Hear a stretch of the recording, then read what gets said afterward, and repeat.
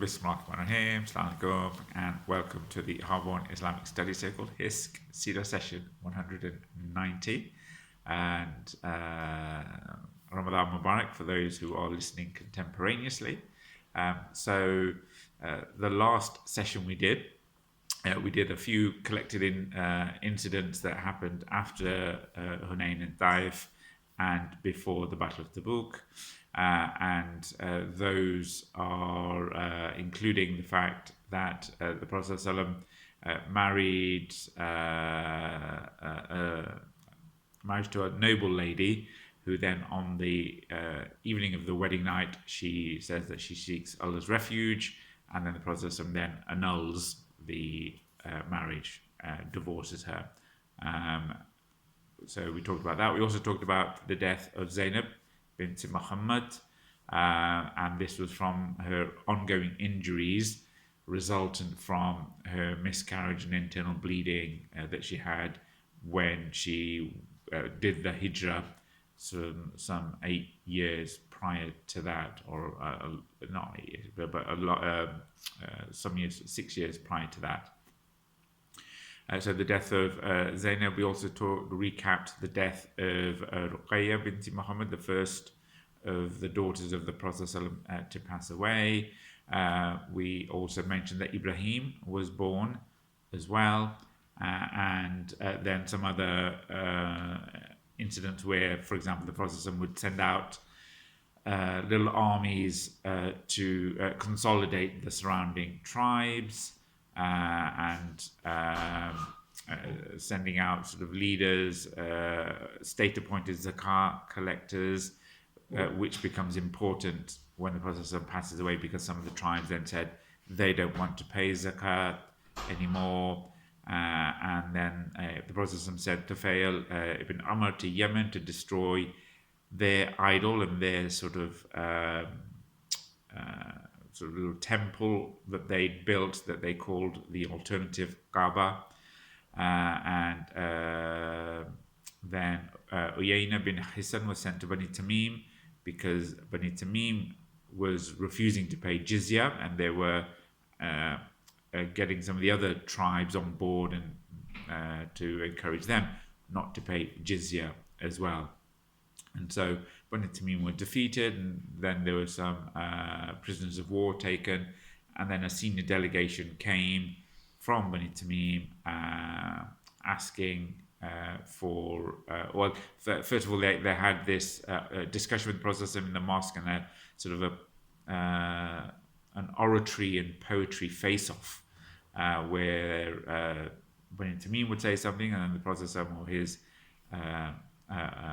poets or orators would counter that, and then it was agreed that the Muslims won that, and then Bani Tamim, they became Muslim and their families were returned. And so now sort of moving on to the 9th year of the Hijra, we're sort of 5 or 6 months after the siege of Taif, and this is the Battle of Tabuk. And there are a couple of reasons for the battle, which is also its name as Jaysh al-Usrah, which we'll talk about later, inshallah. But if we go back a few years, we can remember that the Christians and the people allied to the Romans, the Ghassanid tribe, their chief Heraclius bin Amir, he killed one of the ambassadors of the Prophet ﷺ, al-Harith bin Umayr al-Azdi, who was sent to deliver a letter when the Prophet ﷺ was sending out letters to the leaders of the other kingdoms and empires. So al-Harith was sent to give a letter to the ruler of Busra, to then pass on to Caesar.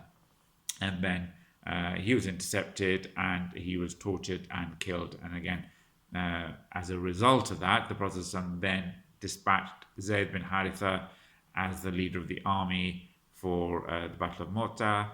And we talked about the fierce fighting between the Muslims and the Romans at that battle, and then the strategic retreat under Khalid bin Walid of the Muslims following that. So that put the Muslims on the map for the Romans. They obviously they got intel in terms of who the Muslims are, what they're about, and they co-opted other people into their court in terms of getting better information about the Arabs, and then trying different ways to undermine the Arabs, and we'll talk about that inshallah later on. So Caesar, Heraclius was aware of the dangers posed by the Muslims, that they're not just seen as a religious threat, but a political threat, but also a military threat. So as any empire would do, they would try to shore up their territory, and then the news was spreading that they were generating an army to, if not consolidate the northern part of the Arabian Peninsula and Syria and places like that, at least to consolidate, if not potentially to make incursions into the Arab territory that was controlled by the Prophet ﷺ. So there's these rumors going around. So it's said that Caesar was mustering a huge army of soldiers, the Eastern Roman army, or what we would know as the Byzantium army, and they were allying themselves to some of the pro-Roman Ghassanid tribes for this battle against the Muslims. And so the Prophet ﷺ, obviously with his intel network, he got wind of that, and then the people of Medina, they started to get the same intel reports that the Romans are starting to amass an army, and they're preparing an attack, obviously, but not the nature of the attack. So then this, and we talked about in the last session how the Prophet ﷺ, he annulled one of his marriages. At this time, again, it was a difficult time for the Prophet ﷺ, and the books of Seerah mention that the Prophet ﷺ, he'd taken an oath to stay away from his wives for a whole month, and this is at the beginning of the 9th year of Hijra. So some of the rumors are that the wives were getting a bit pushy. As a collective group, they were demanding more support, and as wives can potentially do, just bigger houses, more support around the house, and cleaning, and some of the finery that goes with being of their status. And so it said that the Prophet ﷺ then took leave of his wives for a whole month. And the Sahabi, they're not quite sure what this is about, because the Prophet ﷺ, he's not obviously stated publicly, but it's known that he's not staying with his wives, he's staying somewhere else. And so some of the Sahabi thought that the Prophet ﷺ had divorced his wives, and he's sort of busy with other things. And then Umar ibn al-Khattab, he says that he used to have this Ansari person who would bring him first-hand information of what was happening if Umar ibn al-Khattab wasn't around. So it's your eyes on the ground. So so Umar had an inside man from the Ansari who he could trust for information if he's out and about. And Umar said, look, I had this Ansari friend who would often inform me about what happened if I wasn't around, and in return I would always inform him of what had taken place during his absence. So it was a mutual arrangement. So they both lived in the sort of high part of Medina, and both of them used to call at the Prophet ﷺ alternatively during the time of suspense. Then one day, and this is the suspense that we're talking about with the Prophet and his wives. And then Umar says that one day I heard my friend knocking on the door saying, "Open up, open up." And then I was wondering, what's the matter? Has the Ghassanid come? And so so you can get a sense that there's a heightened sense of anxiety amongst the people of Medina, and certainly amongst the elite of Medina, that when this person's coming knocking on the door of Umar saying, "Open up, and it's like some sort of emergency, the first thing that Umar comes to Umar's mind is, have the Ghassanid tribes, have they attacked? Are they marching? So he bolts up thinking, "Oh my gosh, we're under attack from the Ghassanid tribes, the ones allied to the Romans."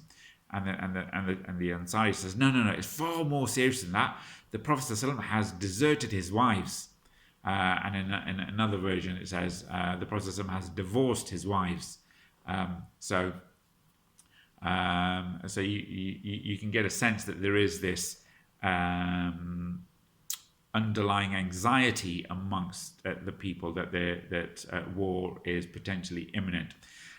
Possibly related to that is the fact that there's one chap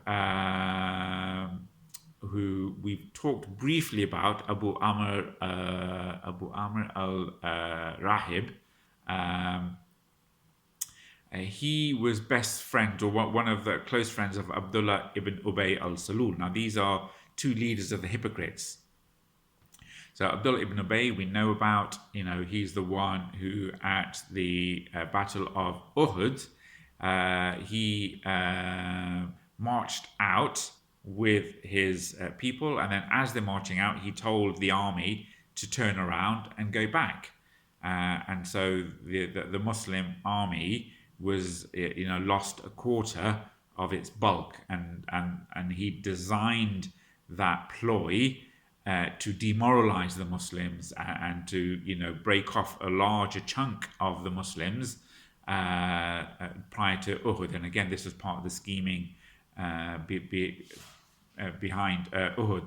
One of his other friends, Abu Amr al-Rahib, who's known as the monk, and again he's one of these elder elite from amongst the Khazraj, who and going back a few years before that, we talked about how before the pledge of Aqaba, there was a war between the Aus and the Khazraj, and that was the Battle of Bu'ath. And we mentioned how in the Battle of Bu'ath in Medina, between these two main tribes, that the majority of the elite from amongst the Aus and the Khazraj, the elder people, the tribal chiefs, most of those were killed, and that left a political vacuum. In that, because of that fighting between the Aus and the Khazraj, and the loss of the upper echelons of the leaders of Medina, there was a vacuum that the youngsters wanted change, and part of them wanting change, they reached out to the Prophet ﷺ as being somebody who could bring about change and try to unify the people of Medina.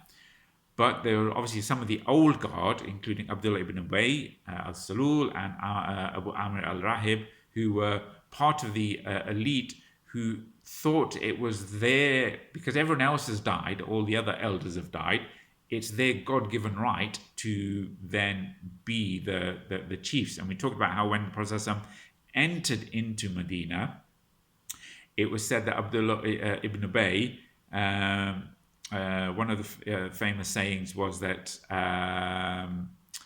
Prophet ﷺ, he gave a speech to a gathering of the Ansar. And then as he's giving this speech, Abdullah ibn Ubayy, he turns to the Prophet and says, keep your dust to yourself and go tell your stories somewhere else, in a very dismissive way. And then the Prophet, he comes back to Sa'ad and says, did you hear what Abdullah ibn Ubayy said and did? And then Sa'ad says, look, be patient with him, because verily we were beading the pearls on his on the necklace and getting his crown ready for him when you came and entered into Medina. Basically, he was assuming to be sort of named one of the undisputed kings of Medina. Then the Prophet ﷺ came and usurped what he thought his authority and became leader. And again, we talked about how the Prophet ﷺ had meticulous planning when he entered into Medina following the Hijra, as he's camped in Quba, because he's aware of these political sensitivities. So and that's why they posted, the Nuqaba, the leaders who'd given their pledges, with their daggers drawn and their shields and in their combat gear. So these people were posted in and around Medina for when the Prophet ﷺ entered. So essentially, it's like, as we mentioned before, like a coup d'etat. Hence, it was bloodless, and that's when Abdullah ibn Ubayy and Abu Amir al-Rahib, they knew that they had to work out another way of getting back control. So what Abdullah ibn Ubayy did after Battle of Badr was he decided to become a hypocrite. So outwardly he would profess Islam, but inwardly he would work against the Muslims and sow sedition and insurrection amongst Medina. And part of the plans was the Battle of Uhud. We know that he had links with the Quraysh in the Battle of the Ditch. So he was constantly working to undermine the Muslims and Prophet. Abu Amir al-Rahib, he was the other person. He'd obviously had his popularity taken away, his elite status. He was known as al-Rahib, the monk, in the days before Islam, because he'd converted to Christianity, become a Christian, hence his links with the Romans, and he was respected as being sort of knowledgeable and pious before Islam came. And we talked about his story before. Abu Amr, after Battle of Badr, rather than outwardly converting to appear a Muslim, like Abdullah ibn Ubayy, he fled to Mecca, and then he came back during the Battle of Uhud with the Quraysh, and he was boasting to the Quraysh, I still have control and power over my people. Just wait till we get there. I will talk to my people, the Ansar, and I'll ask them to hand over the Prophet ﷺ, and they'll hand them over because I am their leader. And so he's he's quite boastful about this, and he goes and he demands an audience with the Ansar, and the Ansar then give him an audience, and he goes, you know who I am,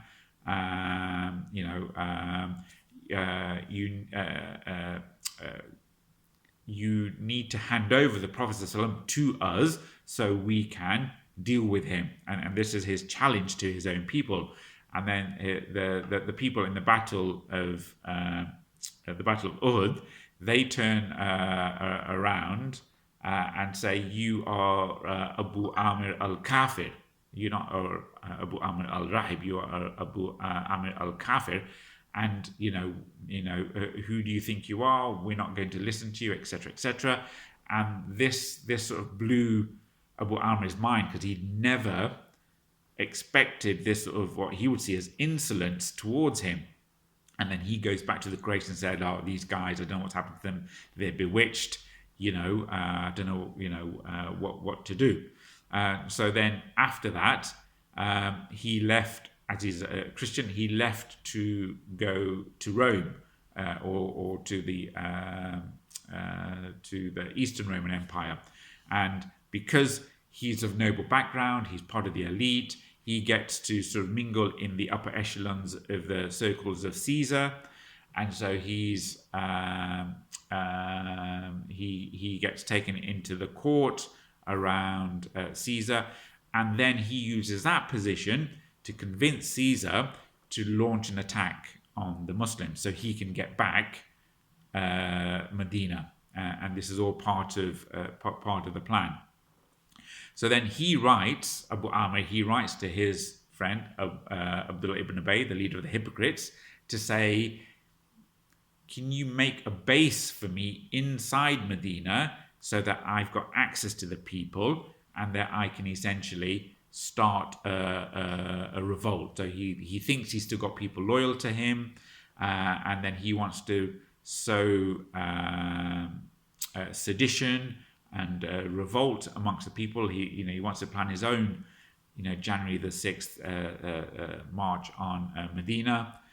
So he asked Abdullah ibn Ubayy to make a base for him. In the meantime, the hypocrites are getting more and more exposed in Medina. They need somewhere to plot and plan their secret meetings. They can't no longer operate so freely, so they decide to build this masjid not far from Masjid al-Quba, walking distance from Masjid al-Quba. So it has to be outside Medina city, but it needs to be close enough for them to have access to the people of Medina and to be used as a forward base for their insurrection. So as the Prophet ﷺ is announcing, and we'll come on to this, that he needs to collect funds for the battle against the Ghassanids and the Romans, the Battle of Tabuk, Abdullah ibn Ubayy, he's raising funds, not for the Prophet ﷺ, he's raising funds to build this mosque. So they're diverting funds and they're actually building this mosque, and it's later has the name Masjid al-Dirar, which is the mosque of evil, or the destructive mosque, because that's what Allah refers to it in the Qur'an. So they build this mosque and they complete it before the battle of before the Prophet sets out to the Battle of Tabuk. But the whole purpose for this mosque, outwardly it's a mosque. So people think that it's a good deed, but obviously they're using it to undermine the Muslims, and it's just a show. And they even have the audacity, Abdullah ibn Ubayy had the audacity to ask the Prophet ﷺ to essentially consecrate the mosque, right? To essentially bless the mosque by coming and praying in the mosque. And the Prophet ﷺ, obviously, he knows who Abdullah ibn Ubayy is. He's wondering, why are you building this mosque there when we already have a mosque nearby? And he knows that this is that there's something not right here, but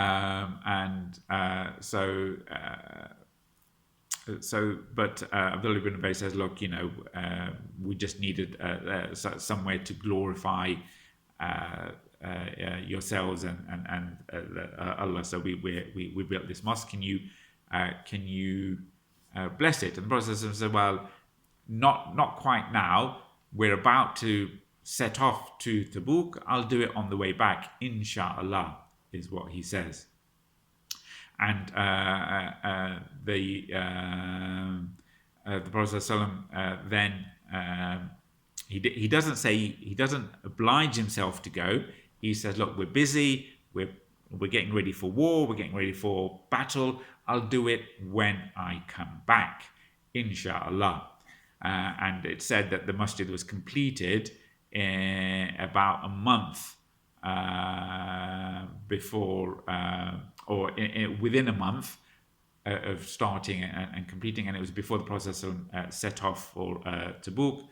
But then on the way back from the Battle of Tabuk, Allah subhanahu wa ta'ala reveals in Surah Al-Tawbah a couple of verses where he says, and there are those hypocrites who took for themselves a mosque for causing harm and disbelief and division amongst the believers, and as a station for whoever had warred against Allah and His Messenger before. And surely they will swear we intend only the best, and Allah testifies that indeed they are the liars. Do not stand for prayer within it ever.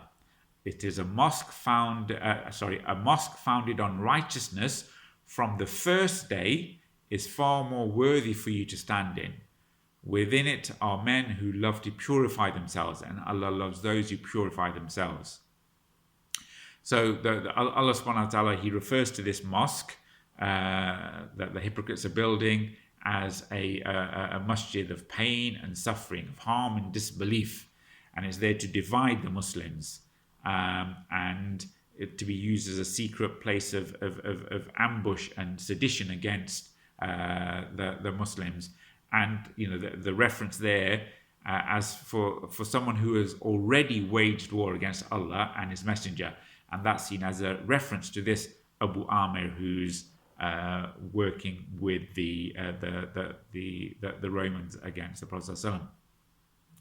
And then Allah says, they will swear to you, we only want good, i.e. only for the sick and the poor, etc. But Allah is testifying that they are liars. And so, on the way back, and again, we'll come on to this again, the Prophet ﷺ, he commands Ammar bin Yasir to burn the masjid to the ground and essentially destroy it, which is what happens. And then a few months after that, Abdullah ibn Ubayy, he dies, and then we'll talk about it later on. And then just to finish that bit off, Allah refers in the Qur'an to the masjid that's built upon Taqwa is better to pray in. And again, Masjid al-Quba was walking distance from there. So again, there's something fishy going on. So the scholars have said that the masjid built upon Taqwa is either Masjid al-Quba, which was the first mosque that was built in Islam, or it could be referring to Masjid al-Nabawi, the Prophet's mosque, or some say it's actually every mosque that is built. So that's a quick sort of story about the Masjid of al-Dirar, which again we'll talk about sort of later on. So then after that, the Prophet just some in terms of some of the other specific intel, the Prophet got news from some Nabateans who used to bring oil from Syria, Sham, to Medina. They informed the Prophet that Heraclius had made preparations and equipment of an enormous, a large army, about 40,000 fighters. That's their estimate, as well as trying to mobilize the tribes of Lukham and Jutham, who were allied to the Byzantians, to come fight. And it said that they'd already sent a forward vanguard party to scout out the area, and they'd reached a place called al-Balqa. So that's the intel that the Nabateans had given the Prophet. So the Prophet has to make this calculus what to do. He's got the general information that the Romans are planning something. Now he's got evidence that they've actually getting their armies together, and they've sent an advance party forward. So he can either sort of be passive and wait for the Romans to come, and that will damage his credibility, that will damage the morale for the Muslims, it will embolden the hypocrites, and it will get them to up their efforts through their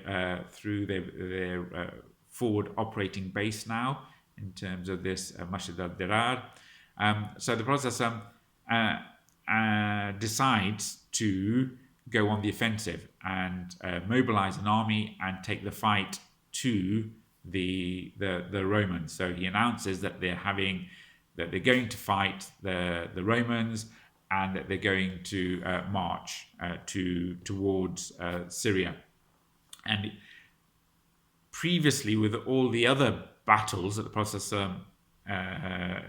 led, what you saw is the Prophet he wouldn't sometimes he wouldn't announce the destination. He'd say we're going to fight, or sometimes he would actually send scouts in a different direction as a way to divert people's attentions or the conspiracies, that they may be attacking there, but then he decides to attack somewhere else. But this time he made the public announcement that we are going to attack the Romans, and it's going to be a long march. We're going to head up towards Asham. So people need to prepare their preparations for fighting, and he made it obligatory for all the Muslims to fight. And then he sent out word amongst the neighboring Muslim tribes, they need to gather and support the effort. And if you can't physically support the effort, you need to financially support the effort as well. So this general order had gone out, getting people ready to fight. And so this was really difficult for the Muslims. This was a really big test because this is actually the most lucrative time of the year. This is harvest time. So this is in sort of July time, the Prophet is making this announcement. August, September is when the people of Medina harvest the dates. And the whole economy of Medina is around the dates, production, the harvesting, and the preparation. Similar to the dates that we have now for Ramadan, the dates that we're eating, these have been harvested last September, so this is the and Medina's not got trade links like Makkah has. Makkah's got this all year round trade and people visiting because of the Kaaba. Medina is purely agricultural. It relies on dates. And the Prophet says, right, we're going to march in July, August, which is the harvest time, which is the most important time of the year. And that's why, you guys have 6 weeks holidays in the summer, because traditionally the summer holidays were there so that the kids could use that time to help harvest the fruits of the harvest over the summer.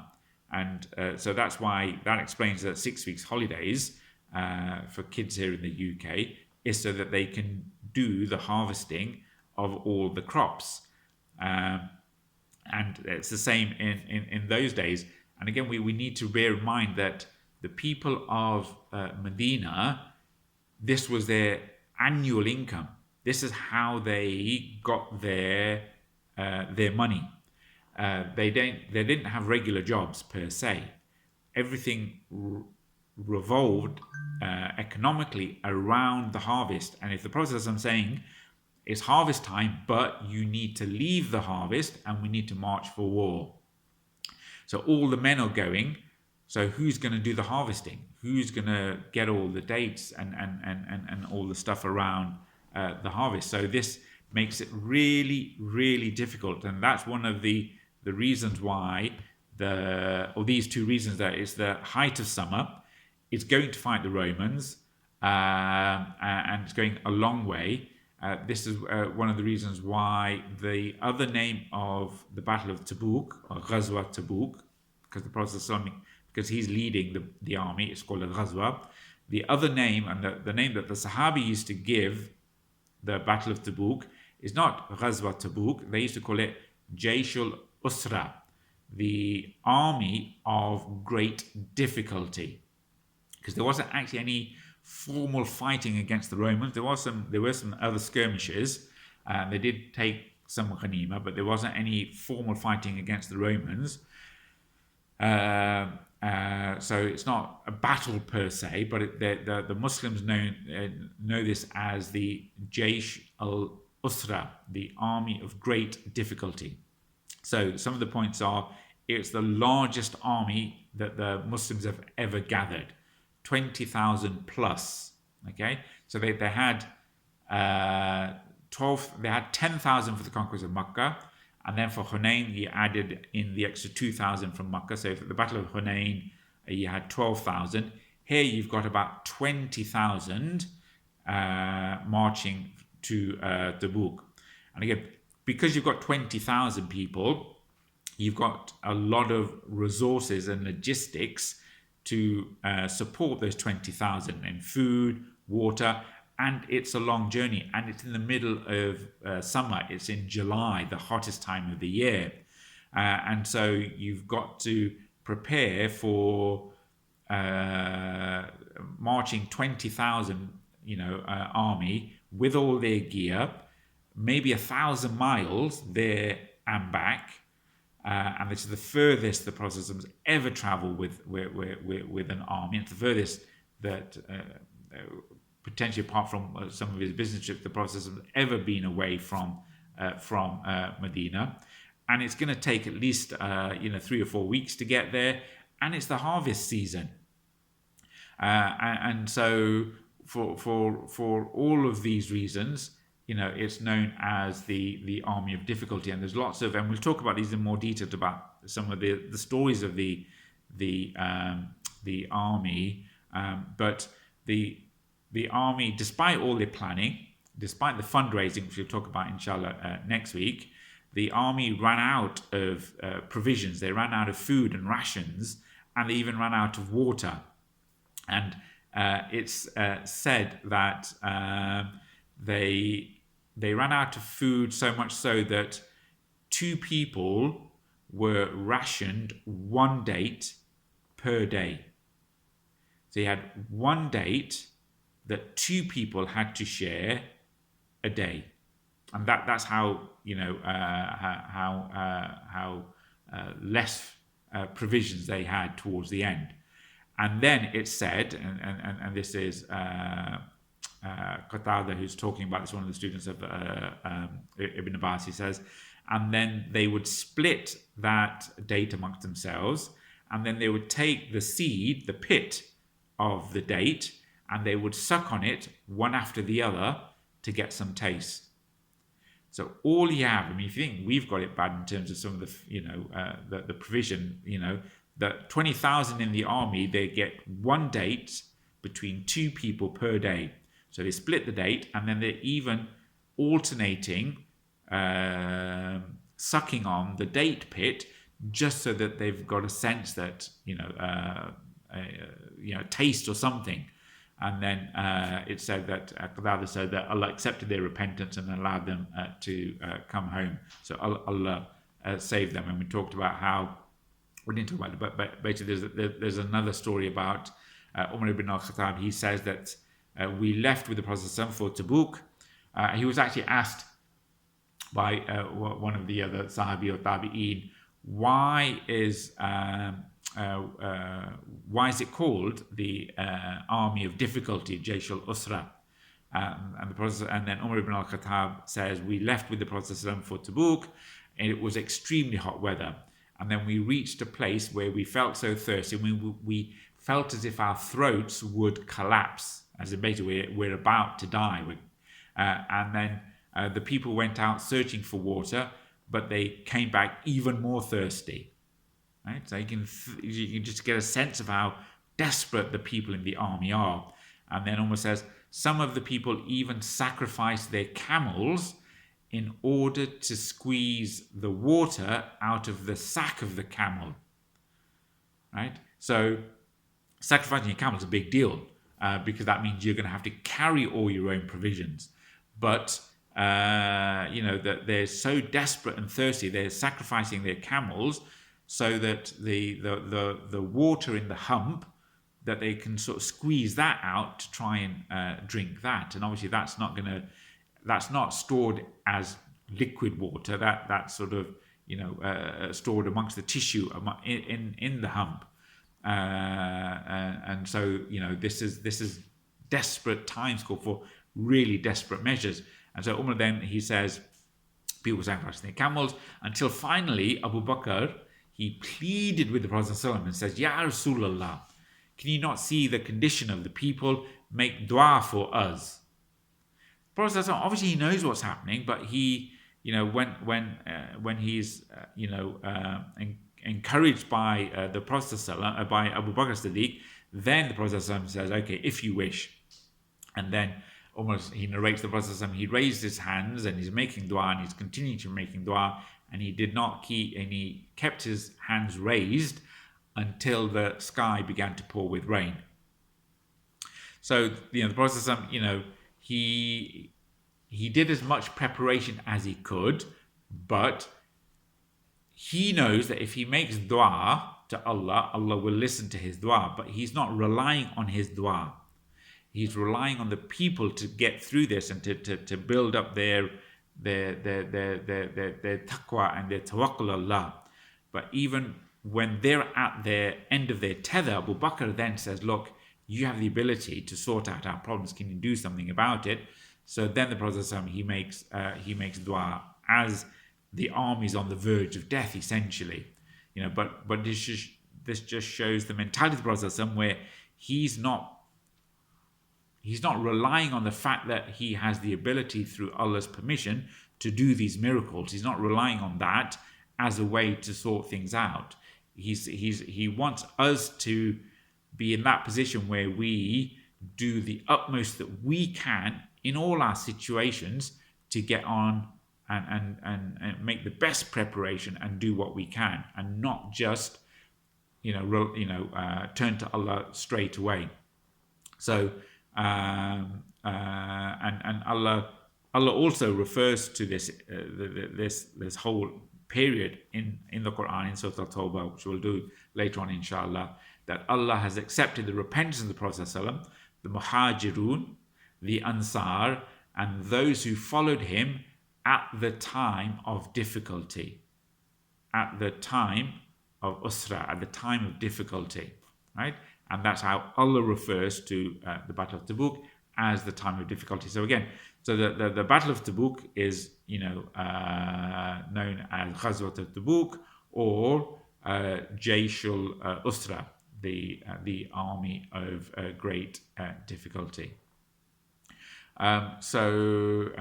Inshallah, next week we'll talk more about the actual preparations for the fighting, and we'll talk about how Uthman ibn Affan, he basically gave all his money. He gave hundreds of camels, gold